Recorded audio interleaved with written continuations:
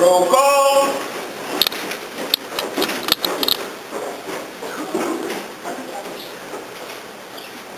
Once again, roll call. Stewards, officers, roll call. Steve Hunter, Tim Quinn, Secretary of State. Miracle Long Medical Center. Crystal Harris, Student Life. Jason Lacey, FOD. Lala, Met Center. Dr. King, Med Center. Paul Willis, Met Center. I believe that concludes the roll call. We make sure everybody is signed in, that everybody who is here is signed in to sign in sheet. We make sure of that.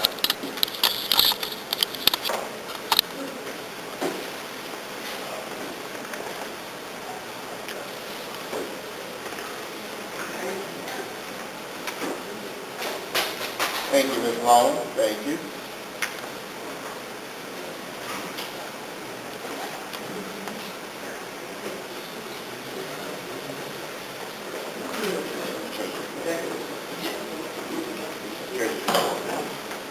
Good morning. I will provide September's treasurer's report next month just because last night was the close of the basement. And so this meeting is early and football Friday is late. So, but I will have it for you November's first, not first, the beginning of November's meeting. Does that make sense?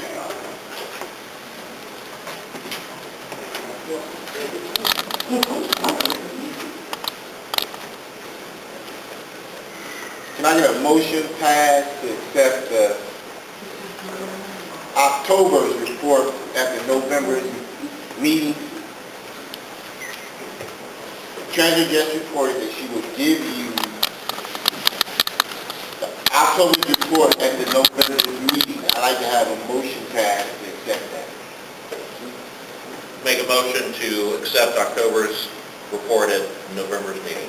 Can I get a second? Paul Willis, all in favor? Aye. All opposed, same sign. Opposed. Thank you. Okay, we're up to the president's report. We've had 3 meetings. I really want 3 meetings in the last 4 weeks. So, I want to thank those who attended all those meetings. We'll give a quick update as to where we are. Thank you, Ms. Brown.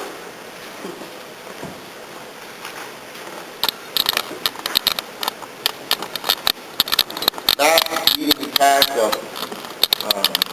motion that allowed us to go out and seek a line of credit. The equity line of credit, commercial equity line of credit. Going out, speaking to some of the lenders in town, finding we have to do this in a 2-track way. And what that means is, for our building repairs, all lenders are refusing, since it is a commercial property, to do that under a line of credit. They're saying that we must seek a conventional FHA loan. And for the other things that we had spoken about in regards to the meeting just, I guess last week, that part can be done under the line of credit. But all the repairs must be done under FHA loan. And so we need to amend what the membership approved at our last meeting. And what you approved, what you gave us permission to do, was to go out and to seek a line of credit. And so if we're going to do the things that we envision doing, we must also amend that by giving us permission to seek a traditional FHA loan in regards to those repairs. So if there's not any questions, if you have any questions, I want you to bring them forth to me right now in regards to the FHA loan. And if not, then I need you to pass a motion to give us permission to seek that FHA loan, because you only gave us permission to seek a line of credit. So does everybody understand what I'm saying? And if you don't understand it, please bring your questions forward so that they can be addressed and we can vote on that proposition. Yes. What's FHA? Federal Housing Authority loan. But traditionally, you take out a mortgage on your house or your home, and so it has a flat rate. So with a line of credit, as you go down, your mortgage amount gets smaller. And with the FHA loan, that mortgage amount is the same every month until you finish, which is the basic difference between a line of credit and the traditional loan. So if you go out there and you say you took out $30,000, you paid $15, or $30, you had a monthly payment of $600, you put $15 on it, you still got a monthly payment of $600. Now, of course, that means you don't have to pay as many $600s, but you still got a monthly payment of $600. Now, first, the line of credit, you take out $30, it gets smaller as that line of credit goes down. That's the basic difference between each loan. Any other? Yes, Jerry. Do we know what the terms would be, interest rate or No. length of the loan? Haven't begun to seek it, because I've had the permission to seek it. I've been told this is the track we must do, so what they're willing to do. What are the repairs? Okay, well, don't have that packet, but we gave out a packet. Repairs are touch pointing of the building, repairing the roof, outside repairs to our fences, things of that nature. Just about all your upstairs offices are leaking. Ceiling is falling in from the leaks, and all your skylights need to be replaced. Repair the bathroom, new flooring for both of your up front offices. Windows are also included, so the repairs are substantial. You can get a packet. We pass those things out, and it was quite expensive. So we have pictures and all, so before you leave, please get your packet of what it is that... I probably got a package. Yeah, Roger needs one. Yeah. What was the estimated cost? What was the estimated cost? Well, we put both tracks together. So what was given was permission to go out and seek $400,000. The roof alone, the windows and other things, came to in and around about $135,000 in some of the offers. We believe also in regards to the roof, we might be able to get it done another way. I don't want to say it right now. Blue card? No. that is not the way. No. Under no circumstances. Under none. And so, but really, it's gushing in. We got a big 60-gallon trash can upstairs catching water around people's computers and things of that nature. We need work. So we needed 2 years ago, 3 years ago. The touch point is so bad that some parts of the building are in danger of falling down and hurt the public outside and things of that nature. So, but we'll get you those things and you can take a good look at it. Yes, sir. Yeah, the question I was asking is that, are you asking to go try to get the FHA loan?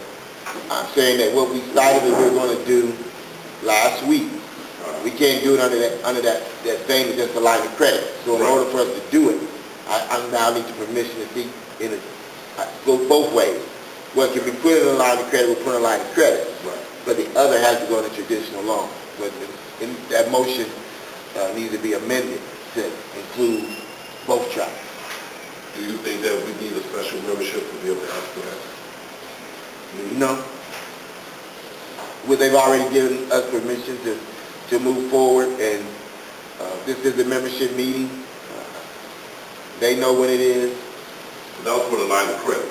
That was for the line of credit, but we're still talking about the same thing. This is how you go and finance it, which is what we asked. We're not asking a new question. We're asking new means of how we may go about trying to finance it. But by getting that loan, you also put it in, they would hold the mortgage of the building. You know how much? Yeah, they have a second on it because the mortgage is clear. Second, it's like the second mortgage. Yeah. But anywhere you go, if you're leaving the line of credit, you don't pay it, they got a stake in the building. Yeah, equity within the building. Is the way if you don't pay it back. Well, I intended to pay it back. No matter where we go, that part. No, I'm saying that's how they do. I mean, that's how they give you the loan based on the building, be able to pay it back. Well, the answer is true. That is true. Yeah. They're looking at our ability to pay back. Right. So nothing is guaranteed. Right. And you have to understand that we are not, which I'm sure you guys do, we're not a for-profit entity. So those are some of the things that vendors are looking at, or potential lenders are looking at. And so the number one asset we have is the property, because this is not a for-profit entity. No. It's been the asset of our building. The asset is the property loan, yes, sir.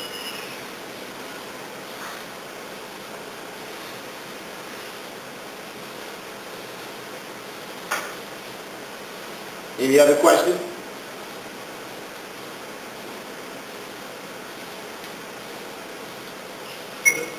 What about SBA? Who? SBA. No, this is this is a non-profit. We're a 50, we're 50, we're 505. We're 505C, which is very similar to 501C3. But so we are a non-profit entity. We're not a small business, and we've been going to some of our smaller lenders, but that's not one of the options. So, Robert, let me answer for you too.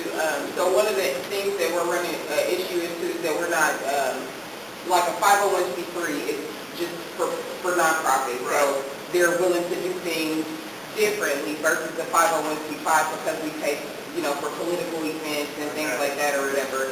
People don't see that as something that is, necessarily that they're into. And then also, the other part of that is because union dues is not revenue. So like, for example, if it was something like Ohio Thrift or whatever, because they actually sell clothes, they still generate some type of revenue that's up and down, whereas ours is a flat fee. It doesn't change on inflation or anything like that. And should the members diminish or choose to withdraw, there's no impact. Right. So that's a lot of problems that he's running into with asking anybody, whether it's for money, loans, or even grants, because we've been trying to see if we can do some type of grant. And even when we just came from the convention, we had a discussion with the Secretary Treasurer, and they're actually running into issues when it comes to finances also because of that 501c5, and it's not actually getting money in every month by selling it. Right. Right. So the belief might even be, for that SBA. I know that SBA do help out a lot of 501c3s, but again, because of that political aspect, we're kind of caught between a rock and a hard place.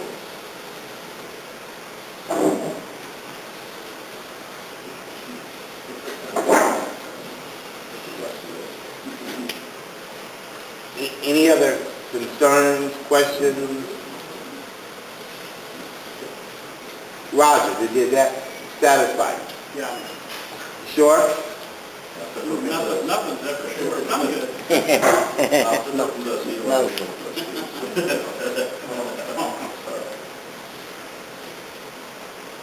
And let me ask this question, and it's collectively each and every one of you. Do you understand? I want to make sure that the group understands what I just requested, what I'm asking you to do, the amendment that I'm asking you to make. Is that fully understood? I'll do a visual thing because you guys aren't speaking back to me. So those who have a good understanding or feel you got a good understanding of what I asked, raise your hand.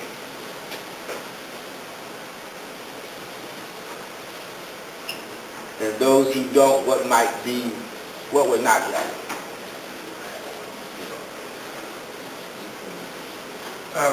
If things go wrong in other arenas, like with privatization issues or the union as a whole, who would be liable for, The property is always, is what we have, no matter what goes wrong. as a backup point?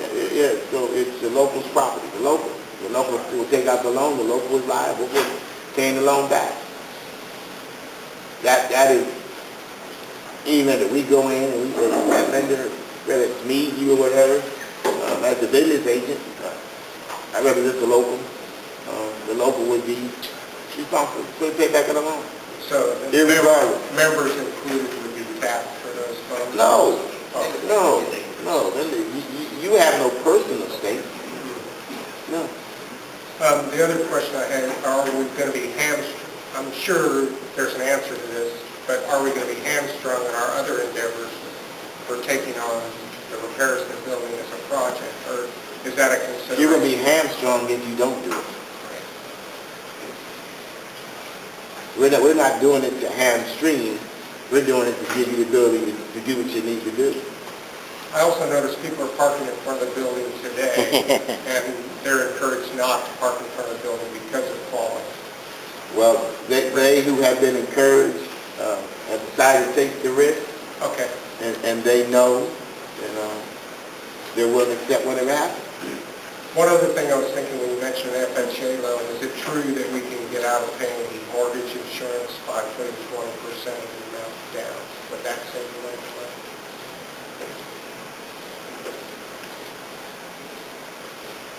I would personally tell you, I can't answer that, but I would not be looking to pay 20% down. Okay. That is not a proposition that I believe we're entertaining. We're trying to get our hands on as much calculation to it. The other thing I'm thinking that gives me misgivings is I wonder about the broadcast. Having been to all the meetings you're talking about, we haven't exactly got a quorum going into these things. A lot of people are committed to the union who don't keep up on the news. Should be informed communication-wise as to the projects we're taking on and the reasons we're doing that.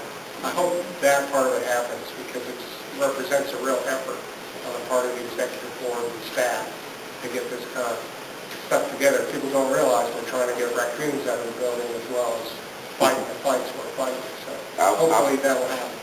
I'll state as I stated before, I've been doing this 16 years, these meetings. Their times very rarely change. We've had 3 in the last 4 weeks. So anyone who wanted to be here would be here. And so, that being said, I'll leave it at that. Thanks for all the work. Okay.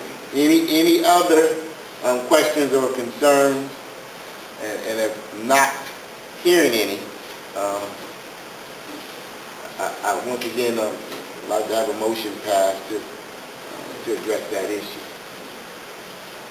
I make a motion. Just one quick, and I don't even know if it's a question. Would both of these be coming from the FHA and the line of credit, would they be coming from the same lender at the same time? I guess my concern would be, just like if you take out a mortgage for yourself as a personal individual, and then the very next day you try to apply for a $100,000 car loan, they're going to say, well, you just took out this big, mortgage, so, I mean, you're not ready to do that other part. The way the conversation has been going, we go in and just be upfront with you, most of them have gotten the packet that you got. So they understand, we make it clear what we're there for. Right. And the question is, can this institution help us? So if the institution decides to help us, is deciding that I can help you, this is how I'm going to do it. You're not trying to get it here and there.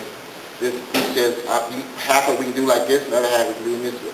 Okay, so it's not like we're going to Chase for one of them and Huntington No. for the other. It's, No. you know, you're going to help us, you're going to do both, and if not, we'll try the other one. We are Okay.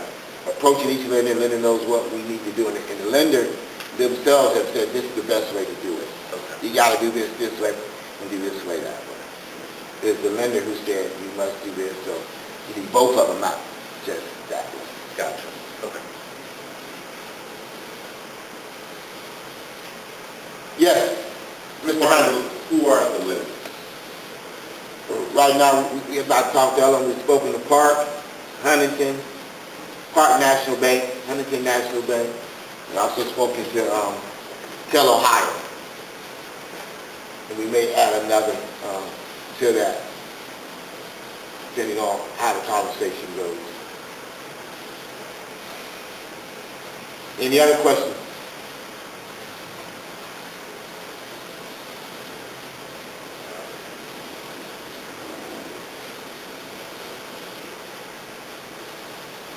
Hearing none, still, I heard a motion was passed by, I made one. a motion was offered by Crystal Harris to amend that to allow us to also seek FHA loan in a second. Second by Miracle Loan. All in favor of the amendment to what was granted to us at the last membership meeting in regards to our finances, signal by the sound of aye. Aye. I would like a little bit better. Can I get a show of hands? Can you write those things down for me? I love you still. Can I get a show of hands? Paul Willard, Dave Curran. say it again. Dave Curran. Tim Quinn, Miracle Loan, Dave Lesher. David Lusher, Don Driscoll, all, Roger King, all those opposed, show of hands, Stephen Hunter. Okay, motion has passed. And the local will say thank you. I will say that. And now we're going to talk about the election and voting your interest. This upcoming election is extremely important, both on the local level and on the national level. I meant to have it printed out for you when you got here this morning, but in the State House yesterday, a bill was introduced, and I believe that it was already passed through Passed by the Senate. by the Ohio Senate. And what it does, it puts state agencies on notice. Still got to pass the House, but the same people who control the Senate control the House. It allows the State House, our legislative House, to close down what they consider state agencies that no longer, for lack of a better word, have any merit or are not effectively doing what they do, or that they deem can be better served by some other institution, way, or form. So in essence, what they're now pushing through, and they'll shut you down. So that passed in Ohio House yesterday. Soon to be headed to, it passed in the Senate, will be headed to the Ohio House probably next week. So that's a direct shot and a direct blow at privatizing all of your state agencies. So when we say that we have to fight and that we've got to mobilize and we've got to stand up, that's the perfect answer right there. That's a perfect example of what they're attempting to do.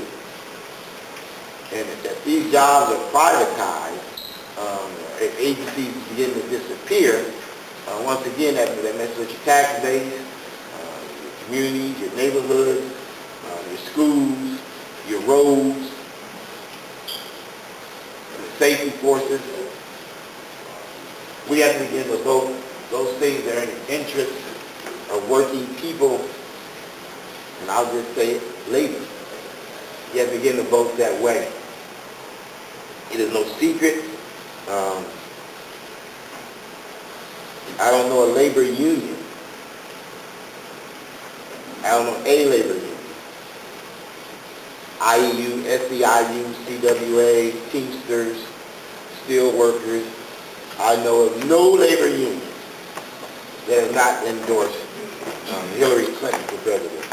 I don't know of one. Absolutely, positively, not one who has not given the endorsement to that candidate. I'm going to tell you to vote your interest.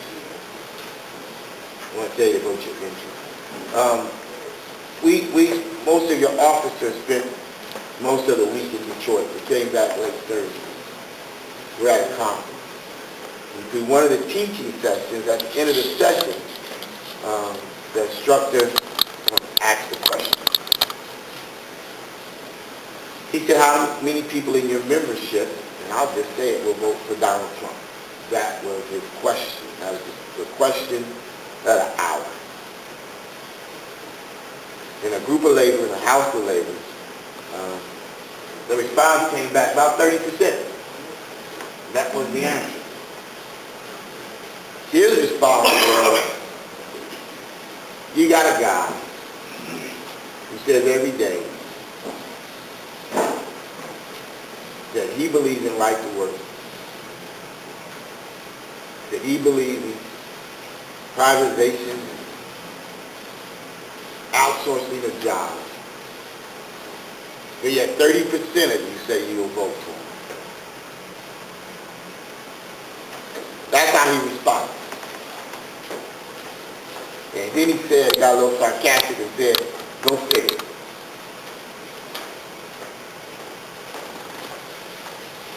And of course the room got quiet. But it makes you think. So he said, so what really is important to you?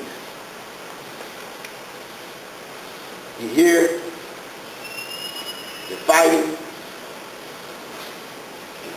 We said we're fighting for labor and the causes of labor. But yet we will vote against those things that are interest. We don't talk about societal issues in regards to the climate of the nation. We talked about the killings and the shootings. We talked about his perception of our racial divide in the country. And he stated that our vote will either make that get a whole lot worse or to help temper it and make it a little bit better. Your vote can do that. The question is, which way will you vote? That this vote can literally change and swing how as a nation we will act, our communities and cities will be, and whether or not we'll be headed in the wrong direction, depending on what you think that direction should be. So I'll close that by just saying, vote your interest. Vote what you know is best for U.S. labor, for this nation. And some of us think differently what is best. But at the end of the day, you got to vote your interest. And so I encourage you to do that. There are labor walks. We thought it would be raining, at least I did this morning. But there's a labor walk at the AFL-CIO today. Wayne Crawford isn't here, but he has really been lighting up the AFL-CIO. He has been going on a regular basis. He's been making the labor walks. They'll be out knocking on doors. This morning, you can go 2800 High Street. You can go as soon as this meeting is over. Get out there and push and push and push. Try to turn this thing around and see if we can't get some labor-friendly candidates in office. But I'm say again, you have to vote. You have to vote your interests and what's best for you. And as I say it again, CWA, Teamsters, SEIU, Steelworkers, all have endorsed Hillary Clinton. I've yet to find a labor group that is going the opposite way. Now they make some oppositions when it gets down to the senators. But when we talk about sitting in the White House, they all have endorsed. You name it. Hillary Clinton, except for FOP, I think. FOP may be the one difference. And they selected Donald Trump. But all the others, because I did watch that, but all the others have threw their hat in the ring with Hillary Clinton. So that is that. Do you have any questions or anybody have any comments or like to know where Labor Walk is or want to come out and do some phone banking on Tuesday night? We're doing phone bankings every Tuesday night. Every Tuesday night. I need some volunteers to come out and do phone banking. You don't have to be in the cold, you don't have to be in the rain. It's got called people around the state of Ohio. Encourage them to vote. You have a script. You don't have to worry about what to say. They'll put a script right there in front of you. And you make cold calls. They'll probably feed you pizza and chicken wings and pop. So you even get to eat too. So, but I need some volunteers. That's also at the AFL-CIO office. That's every Tuesday. And if you don't want to go on Tuesday, that's what we call CWA night, Tuesday. You can go every night of the week. But when you get there, if you don't go on CWA night, we would like you to write down at your CWA on whatever night might be best for you. At least we'll still get the credit because they literally count, they literally watch to see what group is coming in to try to pull this load. So you don't have to go on Tuesday. You can go on Monday night, you can go on Wednesday night, you can go on Thursday night. But if you go, I'd appreciate it greatly if you say I'm CWA when you do sign in. Any other questions? Good. So that concludes the President report. Stewards. Any steward have a report? Any steward? Any steward reports? No steward reports. I would like to say that the James is actually taking over more buildings for the cleaning wise, so that they are hiring for EDF workers. If you know any workers that would need a job, the James is actually hiring for EDF workers. So when you say James, can you clarify that? James who? James Cancer Hospital? James Cancer Hospital. And they're hiring for the EDS staff? They're hiring for EDF staff, and they're hiring for other things. I know EDF staff for Lawrence. I know what I'm. And when you say they're taking over other buildings, what does that mean? Other buildings that we previously did not clean, that contractors have had the contract to clean, we are now taking over those buildings. So buildings previously that were done by contractors are returning or being claimed by CWA? Yes. Thank you. That is good news. It's always good to have some good news every now and then. Yeah. So we thank you for the good news. All right, hearing no other reports or steward's report, Any old business? All right, David. Please do. The last union meeting, it was announced there was a meeting on the 12th of September, I believe. There was arbitration at 9 a.m. And I checked at the special meeting to see what the outcome of that meeting was, and they said that had been, news about that had been postponed until the following Friday. What was the outcome? I understood the arbitration to be about whether our contract spoke to the issue of contracting itself. And Mike Moses was kind of tight-lipped about it because there wasn't a result yet. Was there a result? Well, when you do arbitration, very, very, very rarely is there an outcome. When we do arbitration, say the arbitrator has typically about 6 months to figure it out. So you'll have the case, but then they got, look, the lawyers themselves have another 30 to 90 days to put a brief in.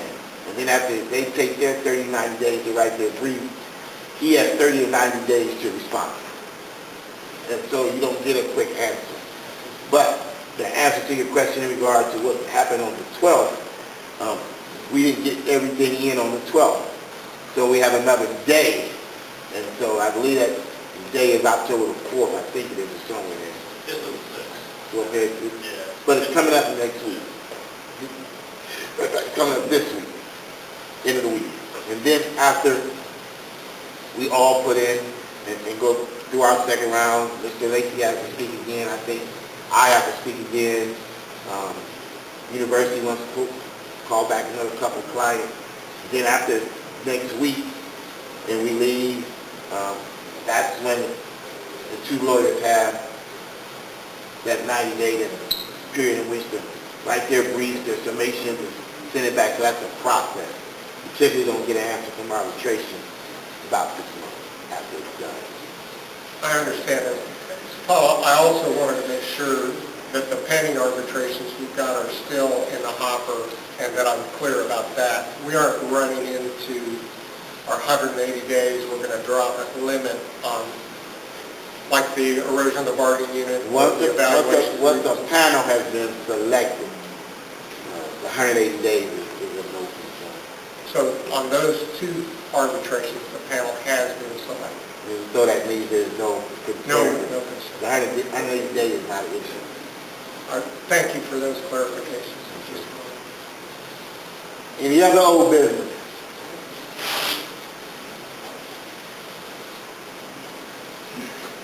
Hearing none, we'll close old business. New business. Questions for new business? Questions? Oh, I have new business. I briefed Jason, and I've been sending Sheila Collins emails updating information about our benefits on preventative care being shifted to employee deductibles. I'm filing an appeal today on that, and I've dealt with CoreSource, University Reference Labs, Wexner, and a variety of people trying to get results, because I believe the universities boast that they're covering 100% of our preventative care is not happening. Individually, in the aftermath of a wellness exam, people might get billed for their labs because judgments are made about things being preventative or not.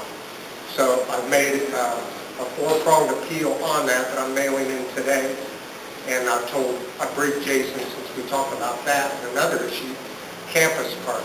I've been going around with Campus Park on a secondary level of appeal. They seem to have a rational fellow in their disputes resolution area that I've had email interchange with.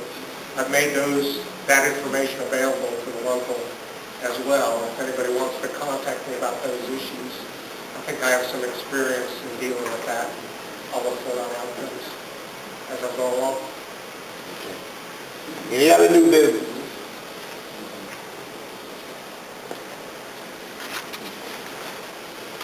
Any other new business?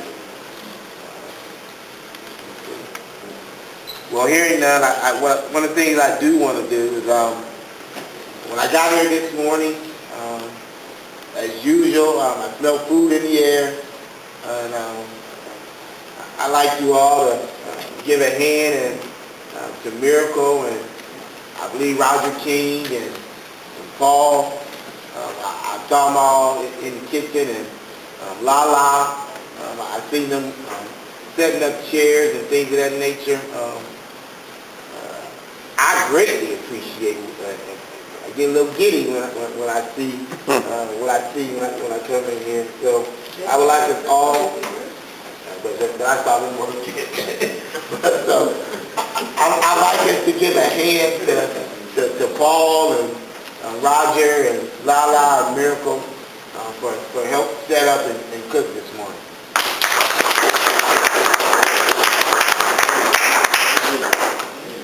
And if there are no other questions, we can move forward with the drawing. We can do it after we pass the motion. Let's get the question for me is your motion.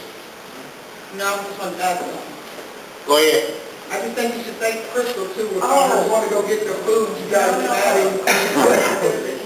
I was being sarcastic because he's seen us chilling in the office. Oh, no, but they wouldn't have had food to eat if you hadn't went to the store. Miss Miracle, you would have figured it out. I know how you do, so don't worry. All right. Can I get a motion? I make the motion. We have a motion to close the meeting and then have the drawing. Can I get a second? Seconded. All right, seconded by Tim Quinn. All in favor, say aye. Aye. All opposed, same sign. All right, let's get ready to have this drawing pulled from the hat.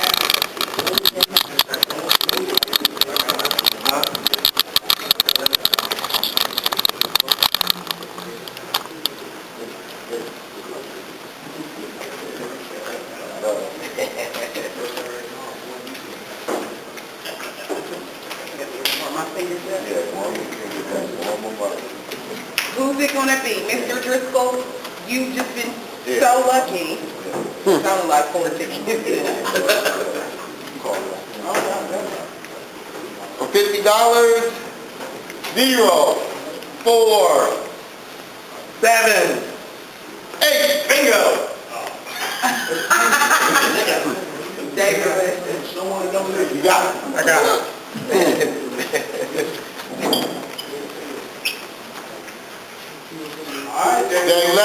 Dave Lesher. You know I'm going to draw bills. I don't know why. Give me that thing. Yeah. Let me shake it up a little bit. Let me shake it up. All right, put your hand in there. Baby Ken, look what you're doing now. All right. Give me it. All I wanted you to look at what you was doing. Mr. Lesher. Oh, something wrong here. 0, 4, 7, 9. Paul Willis. All right, come on, get out of the Big bad Paul Willis. Big bad Mr. Willis. You ready? I'm ready. Put your hand in there. You got it. Yeah, got it. Thank you. Yes, Miss Crystal. Thank you, sir. You got a little fairness now. 0, 4, 6. Thank